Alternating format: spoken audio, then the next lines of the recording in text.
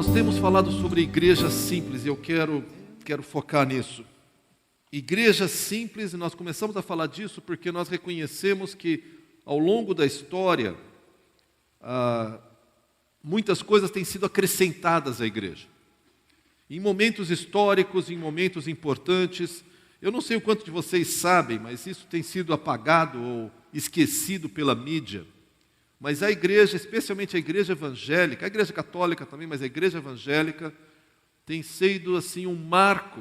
Se você pode conversar com historiadores neutros, não os anticristãos, porque obviamente eles não vão reconhecer isso, mas tem sido marco em faculdades, universidades, escolas, orfanatos, hospitais. Nós temos feito uma grande bênção ao redor da sociedade, mais há uns anos do que ultimamente. No entanto, aquilo que foi tão importante naquela época começou a ficar perdido e outras coisas foram acrescentadas. Mas conforme vai acrescentando mais e mais coisa, a igreja parece que acrescentar é fácil. Tirar, para nós podermos continuar no nosso foco, é mais difícil. Então nós quisemos, como equipe pastoral, retomar a ideia de uma igreja simples. Com isso não estamos dizendo que vamos parar de fazer as coisas que temos feito, mas queremos sim perguntar se aquilo que nós estamos fazendo está alinhado com o propósito de Deus para nós. Qual que é o propósito de Deus para a igreja?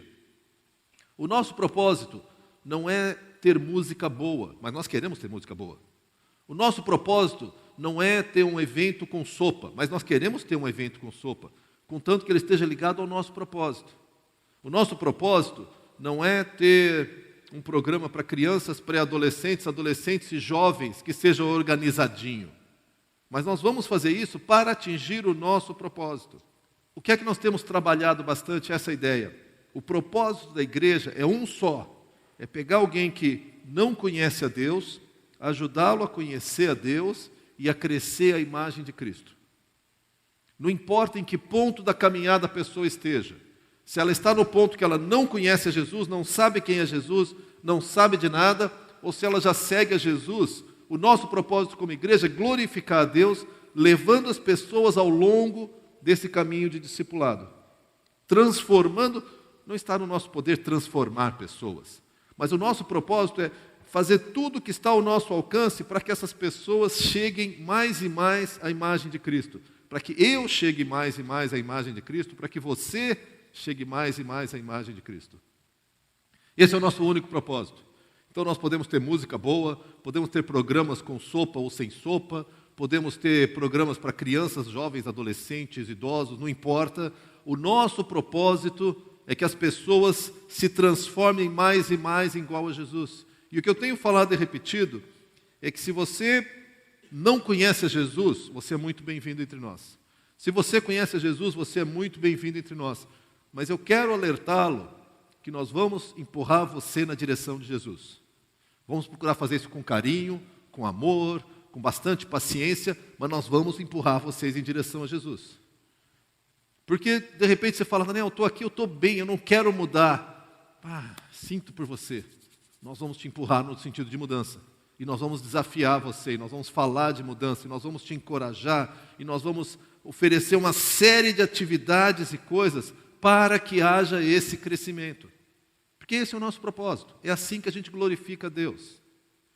E nós percebemos que o que é que a igreja faz para ajudar as pessoas ao longo desse caminho? Tem 4 coisas. A primeira delas é devoção. Samuel já falou sobre isso há umas 2 semanas atrás. Devoção. Nós queremos fazer várias atividades para que cada um de nós sinta mais a presença de Deus. Não só creia mais, que é importantíssimo, é claro, é a base, mas para que você viva com Deus dia a dia, para que você sintonize com Deus, não só no momento de culto, de adoração, que em geral é mais fácil, você está focado na pessoa de Deus, mas na segunda-feira de manhã, e na quarta-feira de tarde, e na quinta-feira de noite, e no sábado durante o dia, nós queremos que cada um de nós esteja mais conectado com Deus. Então, quando nós fazemos um culto, não é simplesmente para termos um culto. O nosso foco é que as pessoas se comprometam com Jesus e vivam na presença de Jesus. Nós queremos que cada um de nós pratique a presença de Deus. Você fala, não, como é que eu vou praticar a presença dele? A presença dele é garantida. Você tem que perceber a presença dele. Praticar a presença dele é quando você, no meio do seu dia a dia, para e fala, Senhor, eu sei que o Senhor está aqui comigo, me ajuda a entender o teu impulso, me ajuda a entender a direção que o Senhor quer me dar, me ajuda a entender como reagir nessa situação. Nós vamos fazer várias atividades para crescer em devoção. Segundo lugar, nós vamos fazer várias atividades para crescer em verdade. Nós queremos conhecer Jesus, que é a verdade, como nós estudamos semana passada.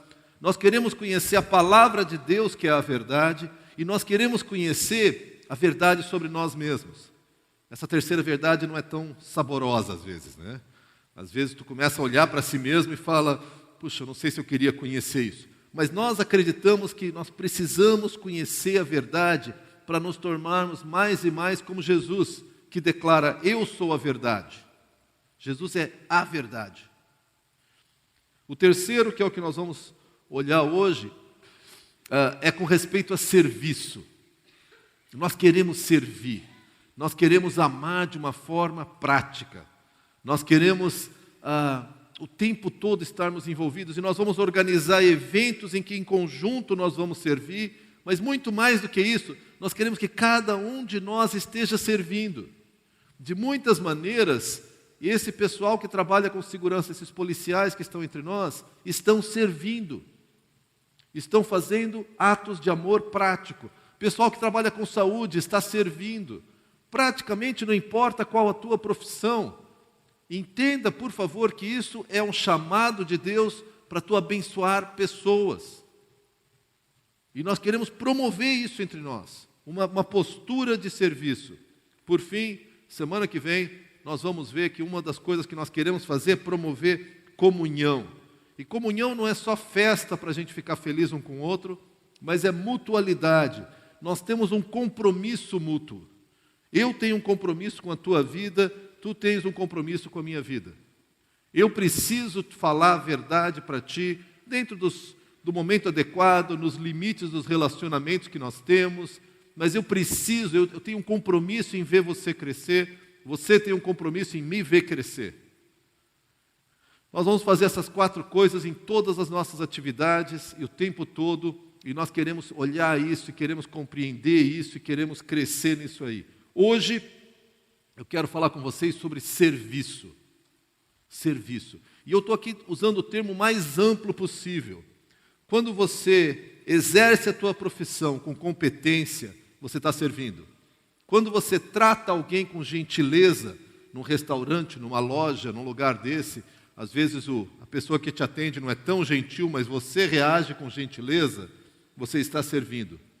Quando no trânsito, alguém pede passagem, né, aquele carro que está entrando assim, e tu deixa a pessoa passar, você está servindo.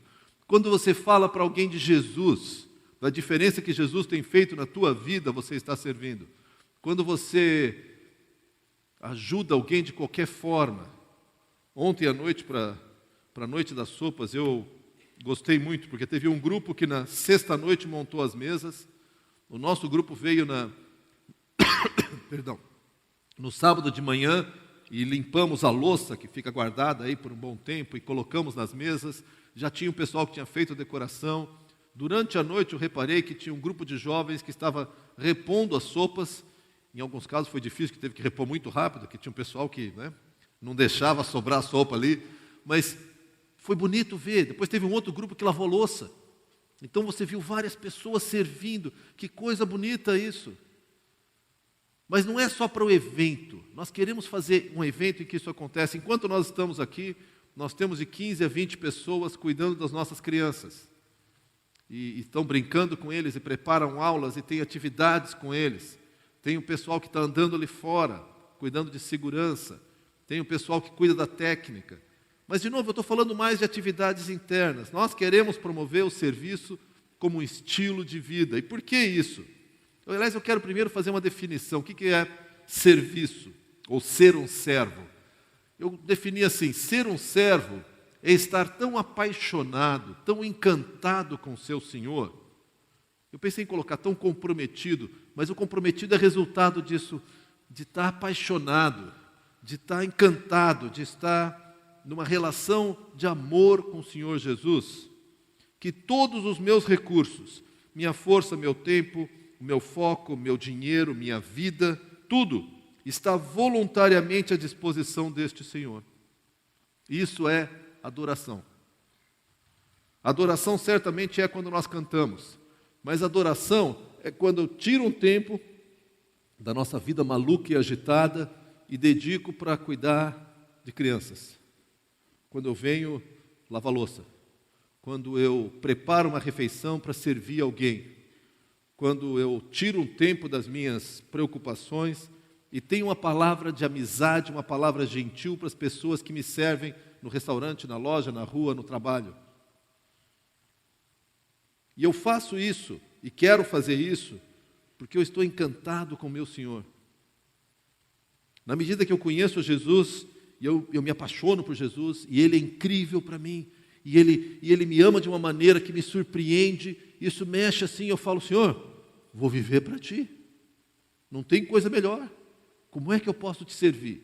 Tudo que eu tenho na minha vida está ao Teu dispor. E na verdade, Ele já é o Senhor de tudo. Ao fazer isso, eu estou unicamente me encaixando com a realidade. Ele é o Senhor de toda a terra. Ele é soberano. Então eu entro aqui e falo, Senhor, estou a Teu serviço. Abram comigo em Marcos, capítulo 10, verso 45. Marcos 10, 45. Nós lemos assim, toda aquela situação que Tiago e João, que provavelmente queriam ser assessores especiais, parlamentares no palácio do reino futuro, chegaram para Jesus e falaram, Jesus, nós queremos aqui reservar para nós um lugar especial, tá?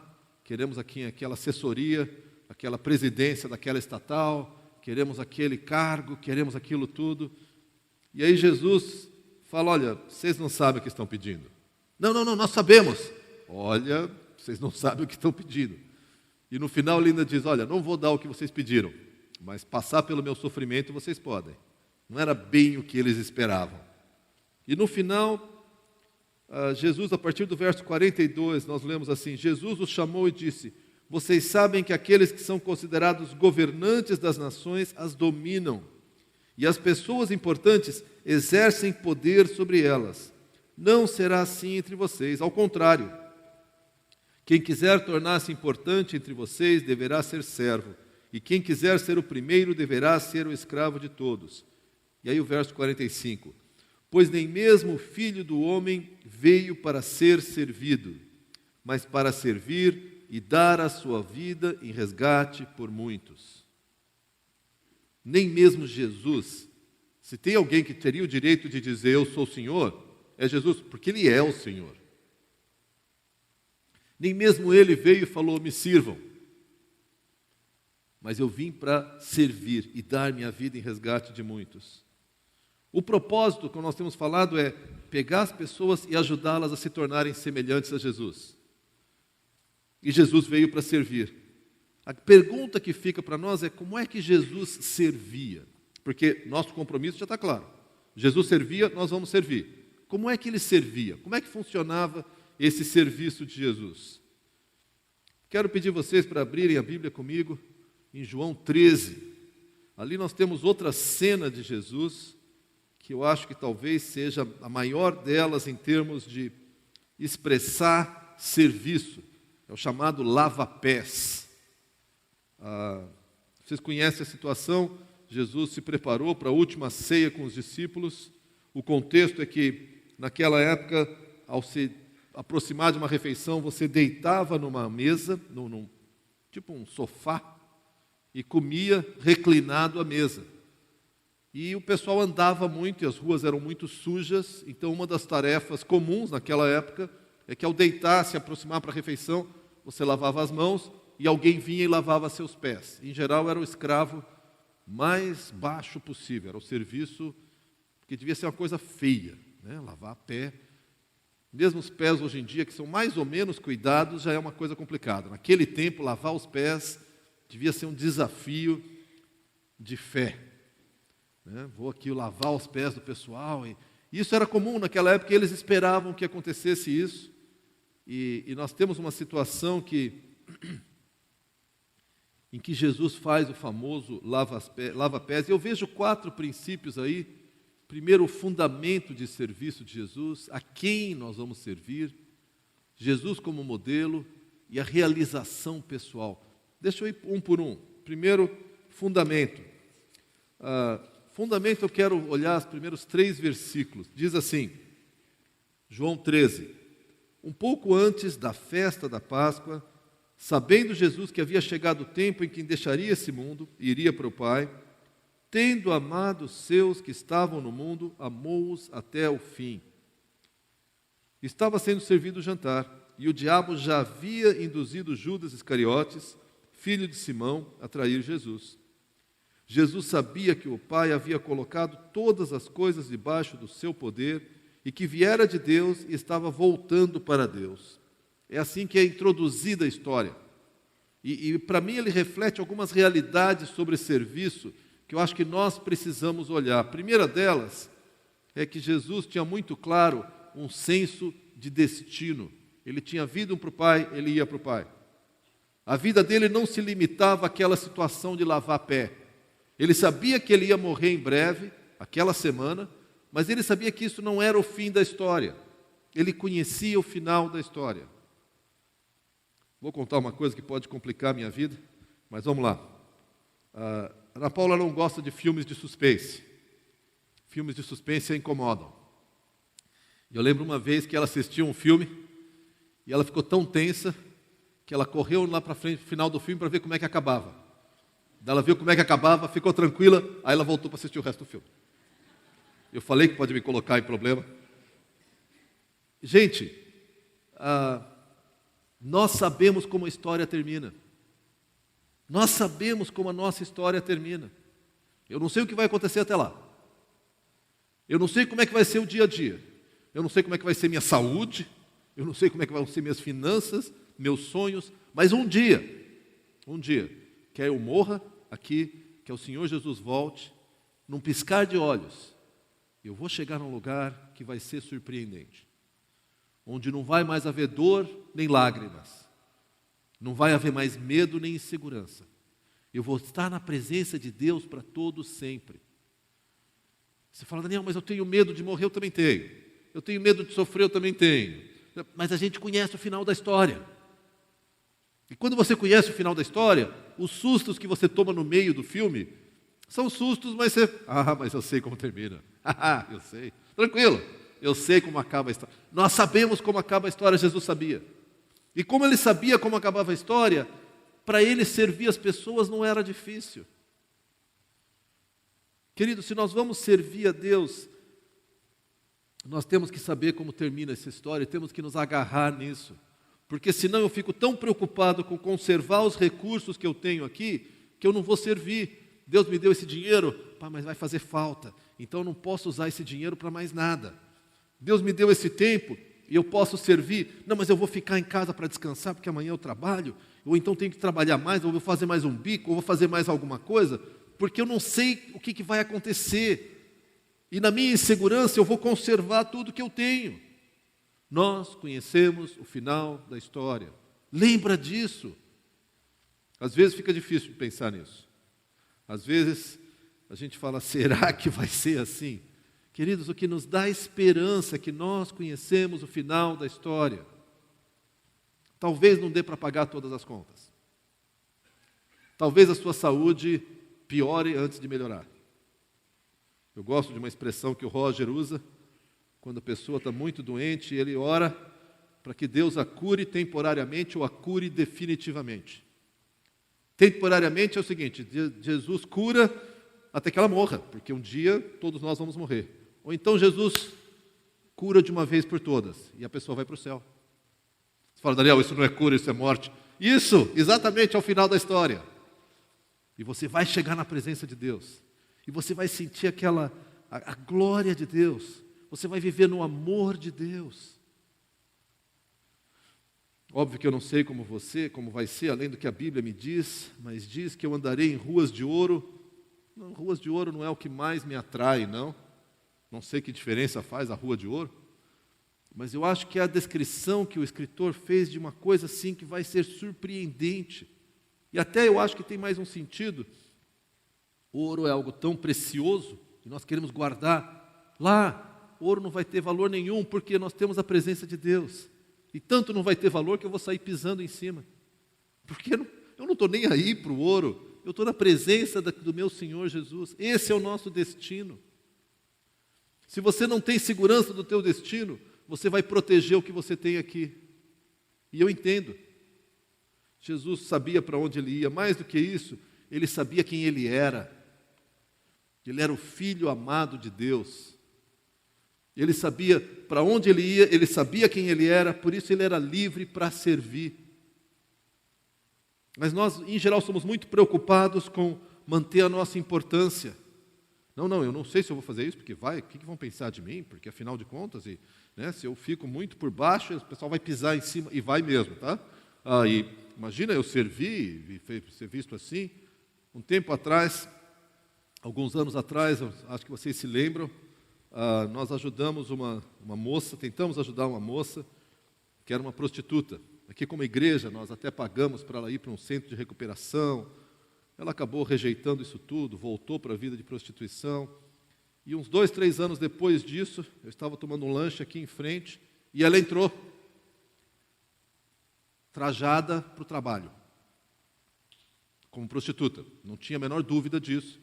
E todo mundo, eu senti o ambiente inteiro dar aquela tensionada, porque não é um lugar cristão, é uma padaria. E aí eu falei, o que eu vou fazer? Vou falar com ela? O que vão pensar de mim? E olha, foi um momento de profunda coragem. Eu levantei e fui falar com ela. Oi, Giovana, como é que você está? E aí? E como é que está seu filho? E ela ficou constrangida comigo, coitada. Eu falei, não, relaxa. Eu não sei o que pensaram de mim, não sei o que penso de mim até hoje, ter conversado com tanta naturalidade, mas eu sei quem eu sou diante de Deus, eu sei para onde eu vou. Essa conversa não determina quem eu sou. Eu acho que quando você sabe para onde vai e você sabe quem você é, você pode servir de coração. Não importa varrer o chão, lavar a panela, conversar com uma pessoa estranha, porque eu sei quem eu sou, eu sei para onde eu vou. Agora, se eu estou muito preocupado para onde eu vou e quem eu sou, eu vou querer manter assim uma aparência mais digna, né? Não vou conversar com qualquer um, vai que pensam, né? Ou não vou fazer isso, não vou fazer aquilo. E é curioso porque nós temos ministérios e trabalhos dentro da igreja, onde a pessoa é destacada e ela aparece, e tem trabalhos que ninguém percebe, que são secretos, que são escondidos. Por exemplo, durante o período de aula que nós temos das 9 às 10, nesse bloco nós temos uma jovem que assumiu cuidar das crianças, e ninguém percebe, mas ela chega aqui antes das 9 e cuida das crianças para que os pais possam assistir a aula. Eu conversei com mais de 10 pessoas antes de conseguir uma que aceitasse, porque eu reconheço que é um pepino. O cara chega mais cedo, em vez de poder curtir uma aula ou um curso, vai ficar cuidando de criança. Gente, serviço. Agora, continuando a ler o texto, nós percebemos um pouco mais sobre a quem servir. O que Jesus faz, todos nós sabemos. No verso 4 diz que ele se levantou da mesa, tirou sua capa, colocou uma toalha em volta da cintura e depois passou a lavar o pé dos seus discípulos. Ele pegou aquela função do escravo mais desqualificado e começou a lavar o pé dos seus discípulos. E eu imagino o tumulto que ele causou, porque todos os discípulos devem ter pensado, quem que vai lavar o pé? Eu não vou deixar, né? Eu não sou o pior dos discípulos, eu sou o mais importante. Não sou o mais importante, mas estou em ascensão, preciso cuidar da minha imagem, não vou ficar lavando o pé. Aí Jesus se levanta, ele vai lá e lava o pé dos seus discípulos, um por um. Eu imagino o silêncio, o constrangimento, e eu gosto muito de Pedro, porque Pedro é pura emoção. Chega no verso 5, chegou-se a Simão Pedro que disse: Senhor, tu vai lavar os meus pés? Pedro, estou lavando o pé de todo mundo, agora tu ficou surpreso? Não, mas os meus pés. Verso 7, respondeu Jesus: você não compreende agora o que eu estou fazendo, mais tarde, porém, você entenderá. E Pedrão, de novo, por emoção, disse Pedro: não, nunca lavarás os meus pés. E Pedrão gostava dessas coisas: não, jamais, porque o Senhor é muito importante. Se eu sou tão importante, por que tu não foi lavar os pés primeiro, Pedro? Mas Jesus não precisa fazer essa pergunta. E ele fala assim, Jesus respondeu: se eu não os lavar, você não terá parte comigo. E Pedro, que era um homem de muita convicção, respondeu Simão Pedro: então, Senhor, não apenas os pés, mas as minhas mãos, a minha cabeça, me dá o banho completo. Primeiro, não vai lavar meus pés. Então, se não deixar lavar, tu não tem nada a ver comigo. Ou então lava tudo, pronto. Eu estou 8 ou 80, pula no mesmo instante, na mesma frase. Verso 10, respondeu Jesus: quem já se banhou, precisa apenas lavar os pés, todo o seu corpo está limpo. Vocês estão limpos, mas nem todos, referindo-se a Judas. O princípio que eu vejo aqui, servir não é meramente, inclui isso, mas não é meramente fazer a vontade de quem você serve. Jesus não falou, Pedro, quer que eu lave teu pé? Que Pedro ia dizer: não, Senhor, de maneira nenhuma. Jesus foi lá e lavou o pé, começou a lavar o pé e Pedro falou: não, meu pé não. Jesus falou: Pedro, relaxa, eu vou lavar o teu pé. Não, de jeito nenhum. Bom, se é assim, não tem parte comigo. Então lava tudo. Não, também não é isso. É isso que eu vou fazer. Servir não é só fazer a vontade, porque se você só faz a vontade, em vez de aproximar a pessoa de Cristo, você pode fazer com que ela se afaste de Cristo. Conversei com uma pessoa muito querida um tempo atrás, um cristão, que começou a defender para mim o seguinte: Daniel, se a gente quer servir os homossexuais, nós temos que lutar pela agenda deles, nós temos que lutar pelos direitos dos homossexuais. O rapaz é cristão, um cara muito sério com Jesus. Eu falei: cara, não, eu vou amar a pessoa, mas não vou ajudá-la a continuar no seu pecado. Não, mas então você tem a sua própria agenda. Não, eu tenho a agenda de Deus, porque repara só, o que eu quero aqui é emancipar é assim, é levá-la a Jesus. Não quero que ela continue para sempre dependendo de mim. Eu quero que ela cresça. Por isso, ao servir alguém, eu não vou falar: o que você quer que eu faça? Eu vou fazer tudo para você. Isso não é ajudar a pessoa a crescer. A pessoa precisa ser levada a crescer. E às vezes, servir alguém não é fazer o que ela quer, é até confrontá-la, é desagradá-la, é fazer o contrário do que ela quer. Quem tem filho sabe do que eu estou falando. Você ama seu filho, você serve ao seu filho, você quer que ele cresça, e volta e meia você tem que desagradá-lo. E ele vai ficar triste, vai ficar bicudo contigo. E se ele for pequenininho, todos os pais já passaram por isso, ele vai dizer: eu nem gosto de você. Meus 4 falaram isso. Acho que mudaram de opinião até agora, não sei, melhor não perguntar. Mas você faz alguma coisa, a criança vira: não gosto de você. A reação de um adulto, e graças a Deus, isso pelo menos eu tive, eu falei: que pena, porque eu gosto muito de você. Continua. Eu estou te servindo. Não, mas eu não queria assim. Pois é, mas isso é o melhor para ti. Foi mais ou menos isso que Jesus fez com Pedro. Vou lavar teu pé. Não, meu pé não. Pedro, vou lavar teu pé. Então lava tudo. Não, Pedro, vou lavar só o teu pé. Porque em última análise, o nosso serviço é a Deus.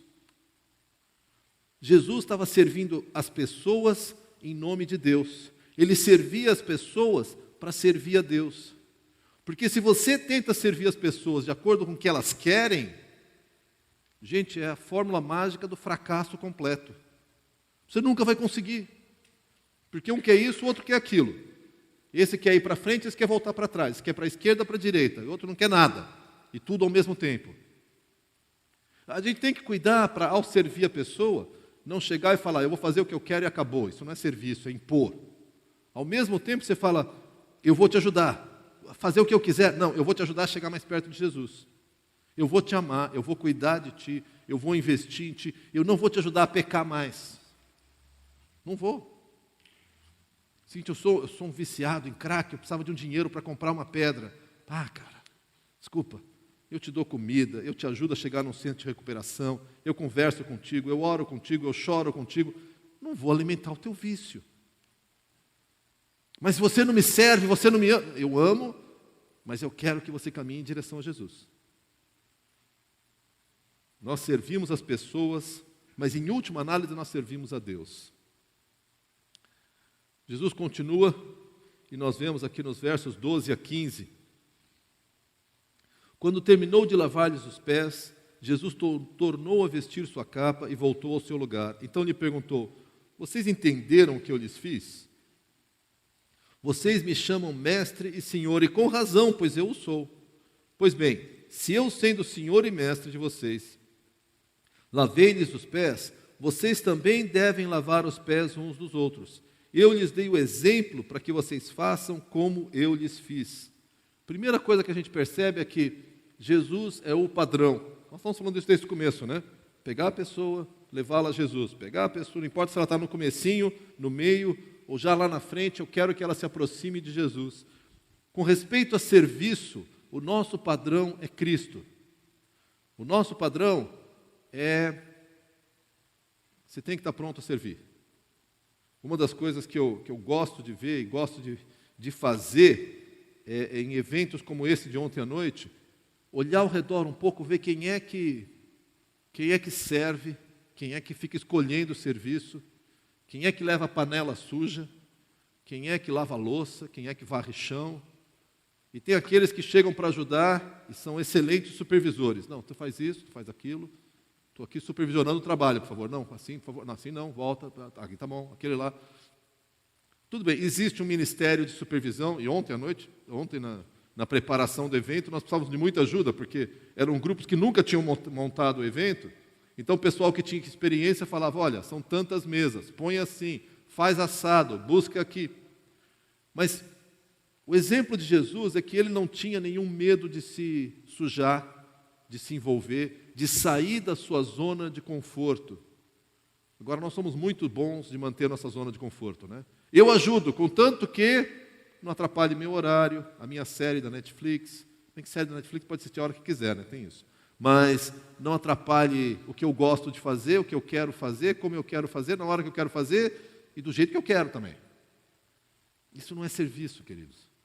Serviço é você pegar o que vem às suas mãos e fazer aquilo que Deus te deu a oportunidade de fazer.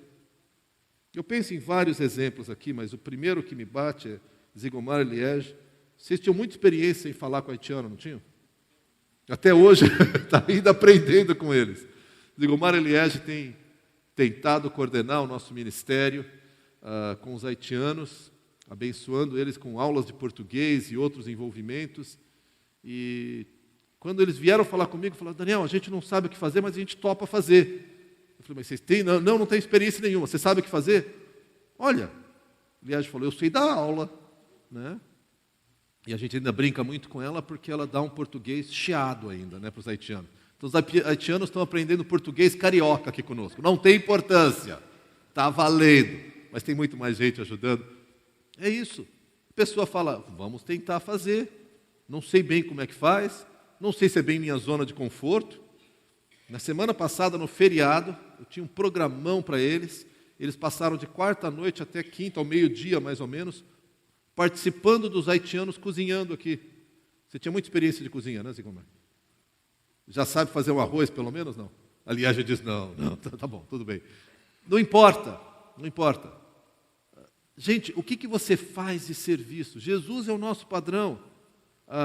E ele fez o que veio às mãos. Na hora era lavar os pés. Na hora pode ser arrumar cadeira.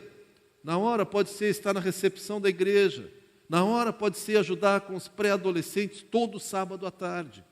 Na hora, o que vem às mãos pode ser cuidar de criança. Na hora, o que vem às mãos é você agradecer a alguém que te serviu. Gente, eu falo sério aquele negócio que eu falei dos policiais. Na hora, o que vem à mão é você chegar perto de um brigadiano e falar: cara, talvez tu não vai entender nada, mas eu quero te agradecer pelo teu serviço. Porque nós somos gratos por pessoas que dedicam sua vida a servir a comunidade. Você fala: Daniel, mas esse não te preocupa, não é teu papel se ele está cumprindo 100%, 10%, 50% da tarefa dele. teu papel é abençoar, é servir as pessoas. Olha, inclusive nós oramos por vocês, que Deus dê coragem a vocês, que Deus dê integridade a vocês e que Deus proteja vocês. Olha, legal, obrigado. Isso é serviço, é o que vem à mão, é o que aparece. Mas a gente é muito cuidadoso, né? Daniel, eu quero ajudar, mas espera aí, o que tem para ajudar? Tem coisa que eu ajudo, mas não posso lavar louça porque minhas unhas ficam, fico irritadas com a louça. E varrer o chão, não, tem um problema na lombar, fica difícil. E carregar a mesa, Deus o livre, aí eu fico travado. E limpar com álcool, não dá para fazer.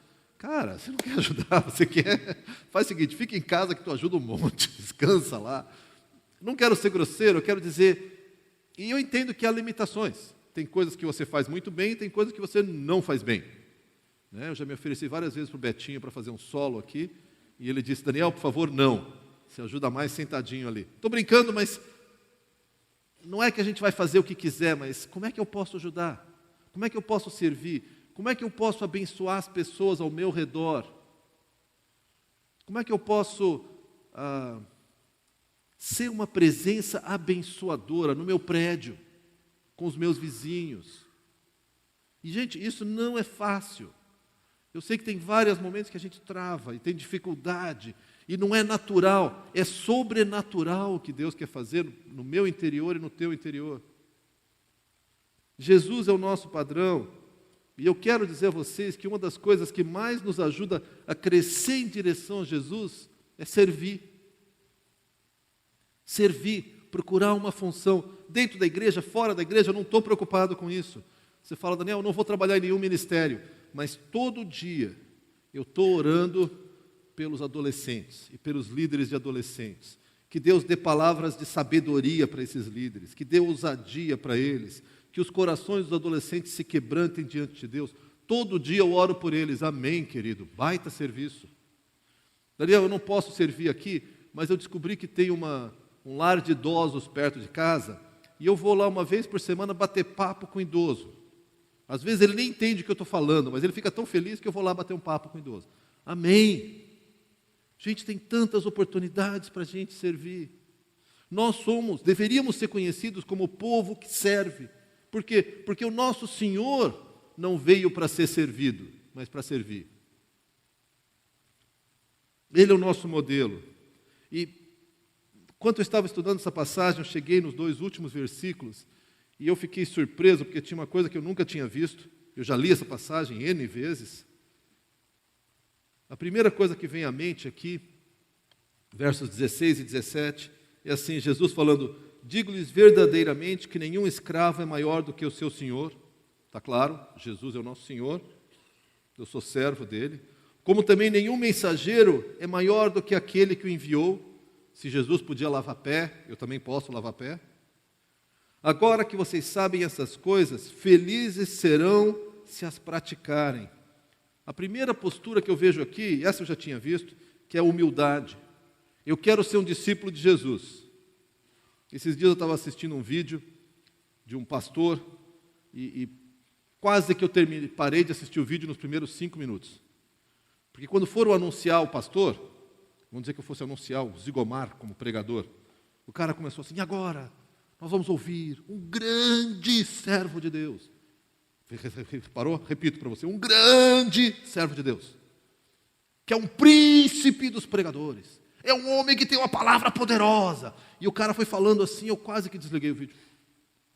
Porque eu não quero falar, eu não quero ouvir esses caras que são poderosos, grandes. Eu quero ouvir gente que, como Jesus, é humilde. Não era a pessoa que estava falando isso, era alguém que apresentava. Mas o cara gastou tanto tempo enchendo a bola do pregador que eu falei, cara, se eu fosse o pregador eu ia falar e falar, gente, primeira coisa que eu quero falar sobre mentira. Querido, para com isso. Não faz sentido. Deve ser um baita pregador, eu fico feliz com, na verdade eu gostei muito da mensagem, mas não é esse o ponto. A nossa natureza humana é exaltar. Jesus foi no sentido contrário. Então ele fala, gente, nenhum escravo ou nenhum servo é maior do que o seu senhor. Nenhum mensageiro é maior do que quem enviou. Nós somos mensageiros, nós somos servos de Jesus. Se Jesus aceitou uma posição de humildade, o que é que Ele pede de nós. Essa, para mim, é a vida do discípulo. Essa é a vida nos meus passos, o que é que Jesus faria? O que é que Jesus está me chamando a fazer? O que é essa vida de discipulado? Mas repara a última frase que ele fala. Agora que vocês sabem essas coisas, felizes vocês serão se as praticarem. Eu estava conversando ontem com um rapaz e falando sobre ministério e falando que quando eu me converti, logo em sequência, eu comecei a trabalhar num acampamento de crianças. E depois que eu falei, eu falei, e nesse acampamento eu fui mordido pelo bicho do ministério. O bicho do ministério é aquilo, quando você faz alguma coisa e sente que Deus te usou. Você já experimentou isso? Você falou com alguém e você falou, cara, Deus me usou. Que coisa incrível! Como é que pode uma coisa dessas?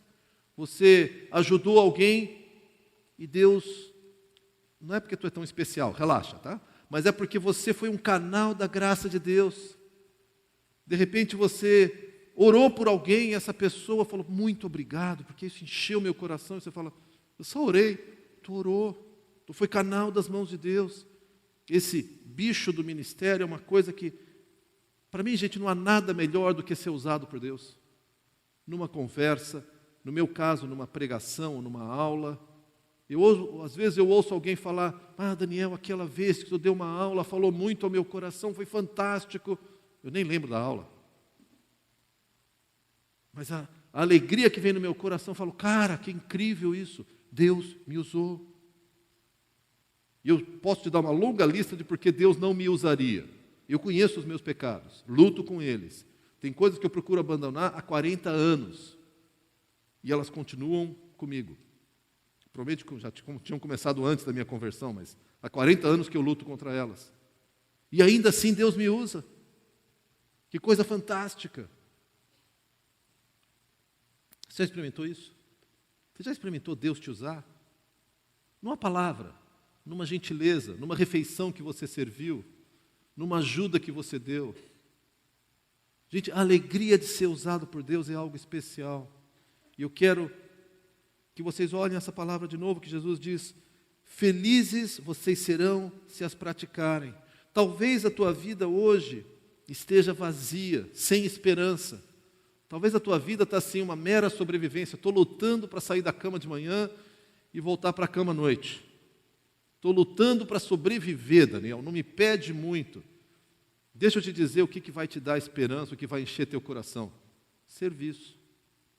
Sair de si mesmo, ser usado por Deus, deixar que Deus intervenha na tua história e mova o coração de pessoas.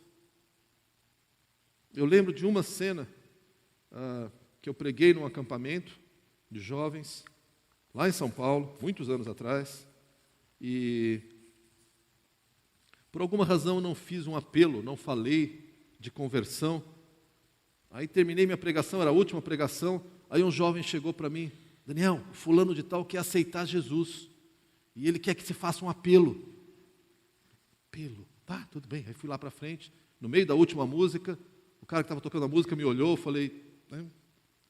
Daí, eu cheguei lá na frente e falei, gente, eu queria também dizer o seguinte, se algum de vocês quer aceitar, mas foi assim, devo confessar que foi uma coisa meio, se alguém quer aceitar Jesus, vem aqui na frente agora, porque nós queremos orar por você. 10 pessoas vieram na frente. Eu sabia que não foi o meu apelo bem elaborado que tocou o coração deles. Eles estavam prontos. Eu falei, Deus, eu quero fazer parte de algo maior, porque não é isso que nós queremos, eu quero fazer parte de algo eterno. Eu quero ser usado por Deus por algo que ultrapassa a minha vida limitada. Eu quero abençoar os meus filhos e eu sei que eu de mim mesmo não consigo. E eu falo, Deus, usa a minha vida, toca a vida dos meus filhos, da minha família, toca a vida da minha igreja. Todo culto que nós temos, antes do culto, nós pastores nos reunimos lá na sala e oramos. E a nossa oração é essa, Senhor, nós fizemos a lição, o tema de casa, fizemos a lição. Mas se o Senhor não estiver presente, vai ser só blá, blá, blá. Por favor, use esse tempo para a tua glória. E cada vez que Deus usa, Gente, o privilégio é incrível. Eu te convido a experimentar isso. Sai da tua zona de conforto. Serve outras pessoas. Padre Daniel, não sei se eu estou pronto. Provavelmente não, tá? Mas ainda assim, dê um passo. Seja gentil com alguém. Agradeça alguém. Seja ousado. De novo, essa semana, encontra um policial e fala, cara, muito obrigado pelo teu serviço. Ele não vai entender nada. Mas tu vai abençoar alguém, vai ser usado por Deus. Toca vidas. Isso é o que traz realização para nós, porque nós nos conectamos com o mundo espiritual que nos cerca. E saímos um pouco desse mundo que é tão limitante. Nós vamos participar da ceia logo a seguir. Esse evento do lava-pés aconteceu logo antes da ceia. Eles estavam reclinados à mesa para tomar a ceia. E Jesus falou, gente, nós vamos tomar a ceia. Que é o momento que aponta para aquele destino lá no céu, onde tudo estará resolvido.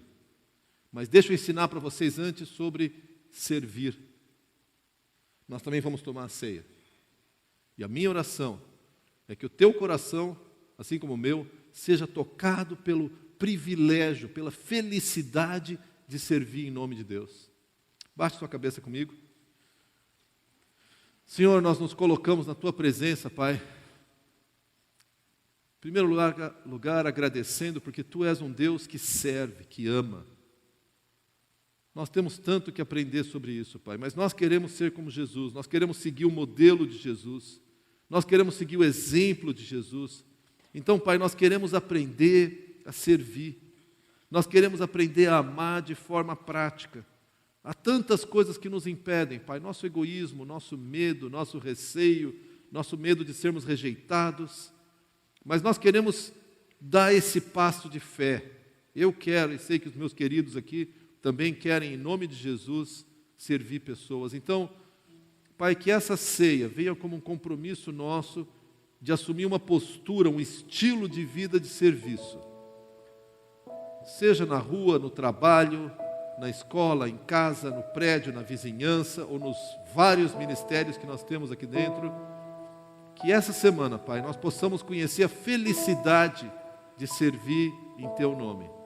Obrigado, Pai, porque o Senhor nos chama para uma tarefa tão gloriosa. Nós falamos isso e pedimos isso e nos comprometemos a isso no nome do nosso Senhor Jesus Cristo. Amém.